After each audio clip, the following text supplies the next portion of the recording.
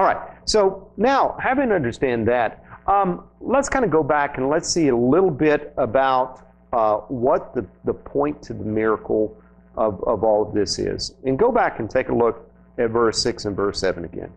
In verse 6, it says, "Now some of the teachers of the law were sitting there thinking to themselves, 'Why does this fellow talk like that?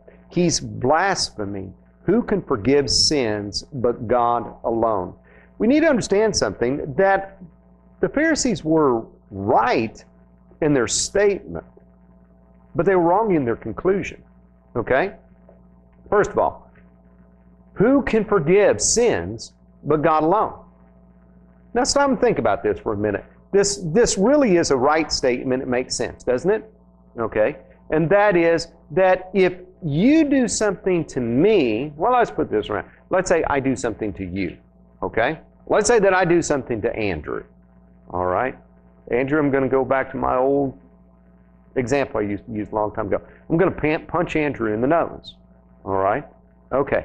So I do something wrong to Andrew. How can Quentin go to Andrew and say, "Oh, forgive me of my sins"? Or how can, Quentin come to me and say, "You're forgiven of your sins"? Okay? What job, what right is it of Quentin to forgive me of my sin that I committed against Andrew? Right? Who's the only one that can forgive me of the wrong that I did to Andrew? Andrew, right? Okay, so if you think about in that regard, if we sin one to another, we can forgive one another in terms of what we do to each other. But in terms of the totality of sin, a sin is something that is against God. So if it is against God, who but God alone can forgive that? If somebody comes up to me and says, "You know what, Pastor, I've sinned, I've done this, I've done this, I've done this, I've done that," I can say, "Well, gosh, I'm sorry to hear all that. But there's nothing that I can do. I cannot issue any kind of forgiveness.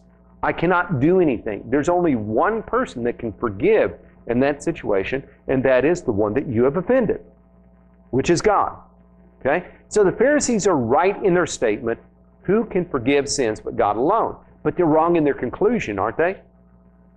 If they would have followed that through and they would have started to think about it, then the only one who can forgive sins is God alone. And if this man over here is saying your sins are forgiven, then it's not blasphemy if he is indeed God. Okay? But you can see this is what's going through their minds. So Jesus is going to come along and he's going to talk to them about what he's about to do before he does it. What he talks about is just simply this.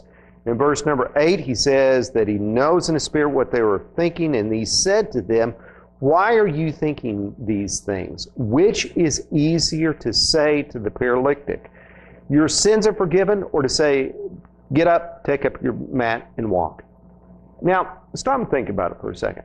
Which is easier to say? Well, if you think about it, both are equally easier to say as far as to say something. We can say all kinds of things, can't we? I can say, "Hey, we're going to have peace and prosperity in the United States." I can say that we're going to have 60-degree temperatures tomorrow. I can say that we're going to have peace in the Middle East.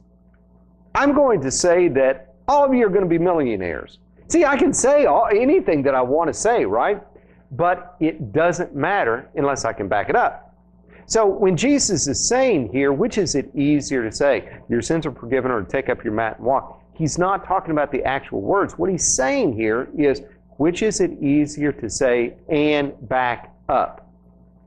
So ask yourself the question, which is easier, to say your sins are forgiven or to say, take up your mat and walk? Before you say, "Oh, well, it's easier to say your sins are forgiven you," stop and think about what the Pharisees know to be true. Only God can forgive sins. So in that regard, wouldn't it be easier to say to the paralytic, "Take up your bed and walk"? And as a matter of fact, if Jesus could say to the paralytic, "Take up your mat and walk," and that would be the effect there, then what does that say about the forgiveness of sins? And so you see, that's why he says, but in verse number 10, that you may know that the Son of Man has authority on earth to forgive sins. And he stops right there, and he turns to the paralytic, because he's been talking to the Pharisees, and he turns there in verse number 11. He says, I tell you the truth, get up, take up your mat, and go home. And he does. Do you see that the healing of the paralytic, the paralyzed man, is proof of the fact of who he is? He is the Son of Man. He is the Son of God. He is God the Son. And he does have the power to forgive sins. And if you want proof, there it is right there. He's now up, he's walking, and he's going around about his business. And everybody is amazed by this and saying, we've never seen this before, and praising God. Okay? So do you see that as far as Jesus' miracles go, the miracles were there to say Jesus has power.